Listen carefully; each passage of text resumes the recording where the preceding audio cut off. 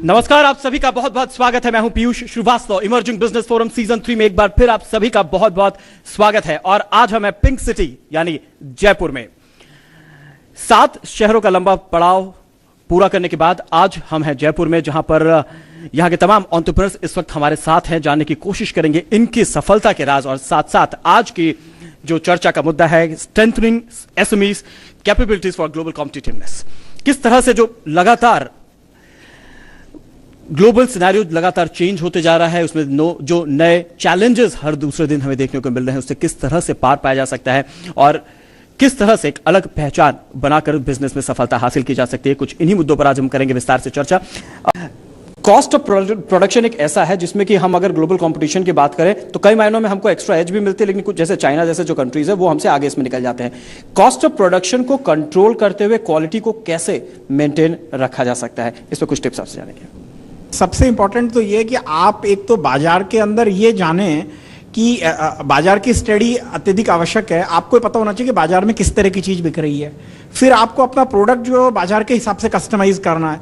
और तीसरी चीज आप ये भी जाने कि बाजार के अंदर किस क्वालिटी की चीज मिल रही है। तो उसमें क्वालिटी के अंदर 2 चीजें हैं। एक तो ये कि आपके बायर को क्या चाहिए, मतलब ओवरसीज बायर को क्या चाहिए, या फिर डोमेस्टिकली भी अगर आप देखो तो डोमेस्टिकली दूसरे आपके कॉम्पिटिटर क्या ऑफर कर रहे हैं, and then you need to offer that same thing. तो उसमें 2-3 चीजें। एक तो ये कि भाई आपने सरकारी मिनिमम स्टैंडर्ड आपने फुलफिल कर दिए, depending upon the kind of the product you are in. जैसे मान लो ज्वेलरी के अंदर कभी आपको आईएसआई सर्टिफिकेट की जरूरत है, या कोई मान लो फूड प्रोडक्ट में कोई पीएफए की जरूरत है, या कोई एगमार्क की जरूरत है, इस तरह का आपने पूरा कर दिया। अच्छा, दूसरा ये कि आपने इंटरनेशनल स्टैंडर्ड्स को उसको फॉलो किया, तो ये। लेकिन हमारे लिए ज्यादा इंपॉर्टेंट ये कि कस्टमर को क्या चाहिए, और customer we need to go one step ahead. Incidentally and fortunately जो इंडिया को एडवांटेज है वो है कि Chinese products in India are perceived to be of poor quality. Chinese India में परसेप्शन है कि पूरी दुनिया में ऐसा परसेप्शन है? हाँ, नहीं, उसके अंदर चाइना के अंदर क्या है कि मतलब मुझे ऐसा लगता है कि उनके प्रोडक्ट्स का बड़ा मार्केट सेगमेंटेशन है। एक तो ये जो मास मार्केट के लिए उनके प्रोडक्ट होते हैं जो हम सड़क से खरीदते हैं वो लोअर क्वालिटी के हैं। दूसरा ये कि जैसे आपके पास बहुत सबके पास मोबाइल फोन है, मेरे पास भी एक है, तो आप देखेंगे तो 70% मोबाइल फोन आपके is made in China, which has got a either it's a Korean brand और a Finnish brand, it is made in China. तो उसके अंदर क्वालिटी की इतनी प्रॉब्लम आपको नहीं होगी। But at the same time, अच्छा, ब्रांडिंग में क्या है कि वो ब्रांडेड प्रोडक्ट का आपको एडवांटेज मिलता है, बट कंट्री ऑफ ओरिजिन का डिसएडवांटेज मिलता है। So product, if it is say branded product manufactured in Japan, it is priced higher, and manufactured in China it is priced lower. तो वो आपको मेंटेन करना पड़ेगा। अच्छा, तीसरा एक हमारे एक्सपोर्टर्स के अंदर जो सबसे बड़ी बात देखी है, मतलब Indian exporters are also perceived in the foreign market. 2 चीज, एक तो जो टाइम कहोगे वो टाइमली डिलीवरी नहीं मिलेगी, बाद में मिलेगी। Number 2, quality India will try to compromise as much as possible. तो अगर 100 में से एक चीज गड़बड़ हम सोचेंगे चली जाए तो अच्छा है, बट वो एक शॉर्टकट जो है आपका बड़ा बिजनेस बिगाड़ देती है।